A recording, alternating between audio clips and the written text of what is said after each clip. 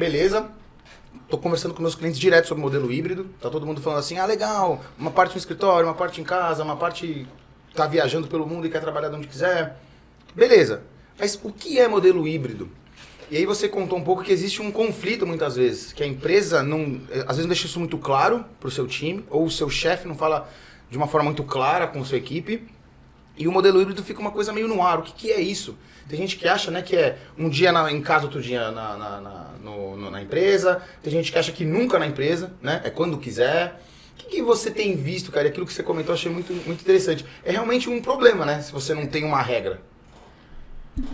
Acho que a definição de regra, Diego, vai ser muito difícil, né? Talvez ter uma solução para todas as empresas, né? Uma solução mágica, né? Solução mágica normalmente não existe, né? Se alguém está empurrando uma solução mágica, desconfie.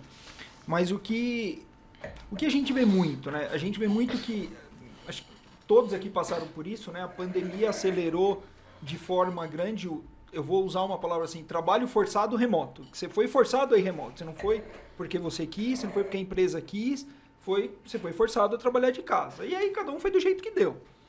Só que, porém, todavia, né, grande parte das pessoas gostaram desse modelo. Você tem o benefício dele. Qual é o benefício? Pô, você tá mais em casa com a sua família, você toma café da manhã com os filhos, sei lá, quem quer ir na academia consegue ir na academia. Você ganha um benefício de qualidade de vida com aquilo. Mas a empresa também quer que você, como um funcionário, colabore, que você, como um funcionário, produza e que você interaja com o seu time. Então, o escritório ainda é algo que as empresas prezam muito, a grande maioria. Então, você tem alguns dados que é o mix dos dois. O que é o híbrido? O híbrido é um mix dos dois. Pegando o que... Se você pegar dados de mercado, vamos falar um pouco de dados aqui. Existe uma definição mais clara que começa na seguinte linha. Você tem o trabalho 100% presencial, então eu trabalho, eu sou dono de uma empresa que todo mundo vai trabalhar das 9 às 18, todo dia da semana, todo mundo está lá. Então esse é o trabalho 100% presencial. E você tem na outra ponta o trabalho 100% remoto. Eu posso ser dono de uma empresa onde todo mundo está em casa, trabalhando qualquer horário, qualquer dia da semana, de qualquer jeito, não importa onde ou em qualquer lugar do mundo. Então essa empresa é 100% remota. Qual é a definição do híbrido? Todos os modelos entre esses dois. São vários. Quantos modelos tem entre esses? Vários. E aí existe uma grande sacada quando a gente fala com as empresas estão entendendo que tem vários tipos de modelo híbrido. É aquele modelo que você discute, segunda e terça eu vou para o escritório, quarta e quinta eu fico de casa.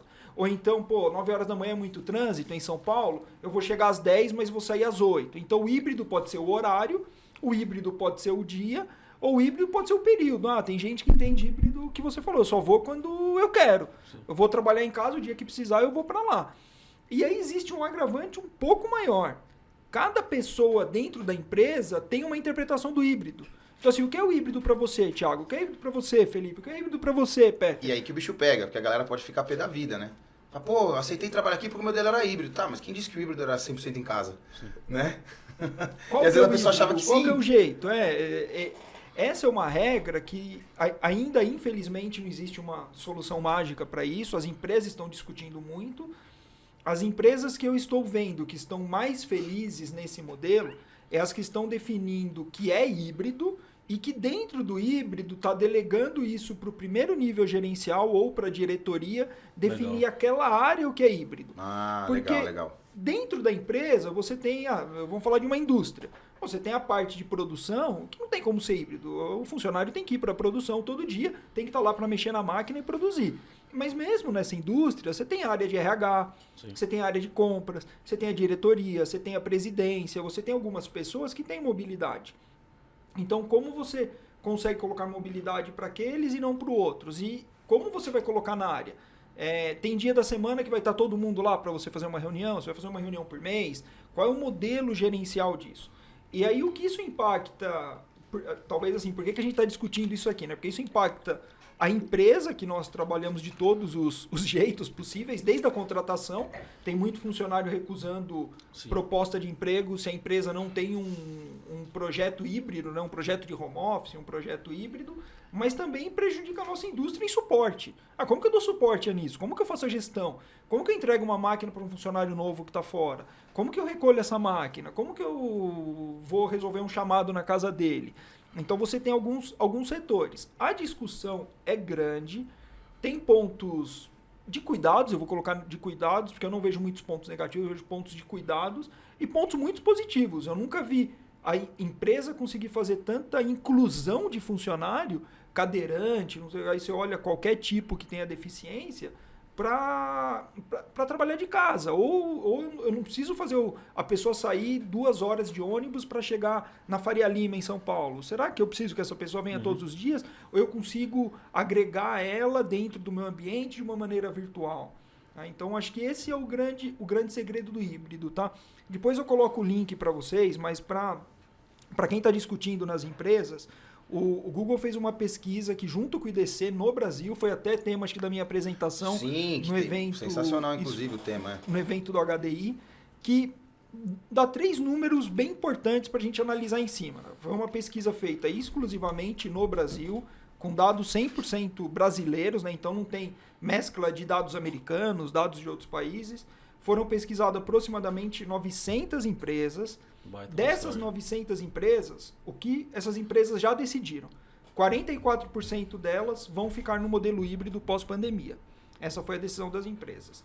27% ficam no modelo 100% remoto. Então, 27% Caramba. E 29% no modelo presencial ou ainda indefinido. Então, você tem um modelo aqui que você, quase metade das empresas já fecharam que vão ter híbrido. Aí a discussão é o que é o híbrido, como eu implemento e como eu monitoro. Como você falou que, inclusive, agora as empresas estão, inclusive, com áreas dedicadas a montar esse modelo híbrido oficialmente. Ainda bem que você não bebeu muito, né? Que você lembrou de todos os números. Mas ele começou já falando isso por causa disso. Daqui a pouco eu falei agora no começo. Aqui não, mas o que o Baioc comentou, queria comentar um assunto, é bem bacana isso que ele falou, que é o seguinte, acho que no começo da pandemia, a gente teve um efeito que a gente chama de efeito manada. Todo mundo teve que ir para casa. A gente até brincava no começo que não era um home office, né? A gente brincava que era um prison office, que você ficava em casa, então você não tinha o que fazer. Então, quando você não tem o que fazer, a maioria ficava trabalhando. Então, a produtividade das empresas começou a aumentar pra caramba, a produtividade das pessoas estava no nível altíssimo, e aí algumas empresas ou pessoas começaram a falar, caramba, esse modelo para em pé. Mas passado um tempo, passado aí um ano e meio, um ano, quase 2 anos aí do início da pandemia, a gente começou a perceber que, na verdade, aquela produtividade era uma falsa produtividade. Né? Porque nem a sociedade estava entendendo muito bem o que era aquilo, etc. Você olhava para o lado, não tinha uma academia para você fazer, não tinha um mercado para você ir, não tinha alguma coisa. E aí hoje a gente consegue olhar melhor para esse tema e falar, caramba, o que é o home office? Né? O que é de fato a produtividade da pessoa? E aí o bacana é isso, não é a empresa estipular qual que é o modelo dela. E ela ter um modelo que seja flexível.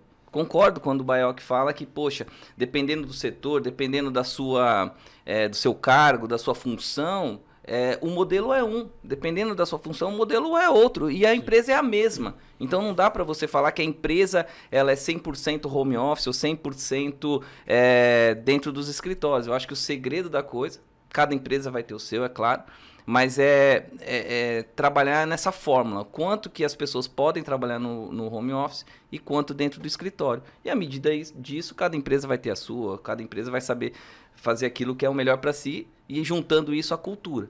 Porque uma coisa que a gente estava falando também, bacana disso, é que durante a pandemia a gente contratou muita gente. Sim. E às vezes essas pessoas, elas não pegaram ainda a cultura da empresa, elas não sabem como que é a cultura da empresa. A gente tentou passar a cultura da empresa de uma forma remota. O que você não consegue transportar, por exemplo, o sentimento. Sim. É o que a gente fala até em atendimento. Quando você está atendendo uma pessoa, às vezes você responde um e-mail, naquele e-mail não vai o sentimento. E aí às vezes você pode ser mal interpretado naquilo.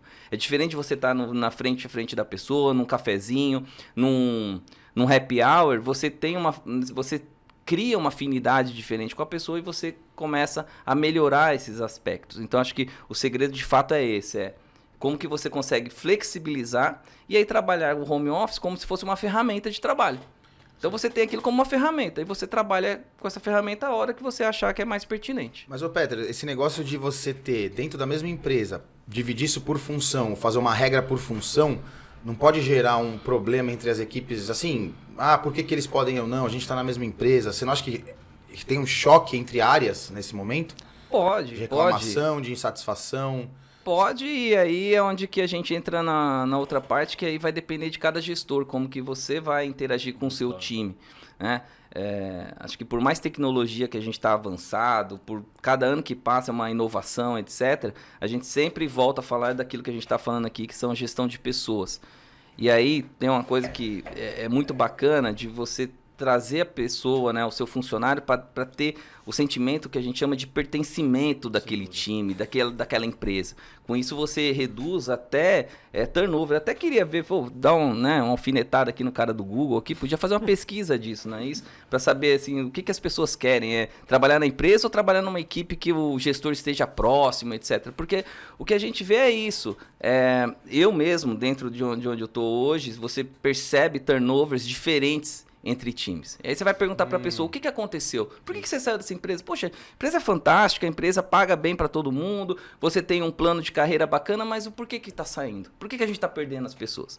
Às vezes é porque aquela pessoa não conseguiu ter aquele sentimento de pertencimento. Ela é um estranho no ninho. Parece que ela trabalha na empresa, mas ninguém percebe ela. Então, isso ela piorou acaba com a pandemia pra caramba, né, Peter? Pra caramba.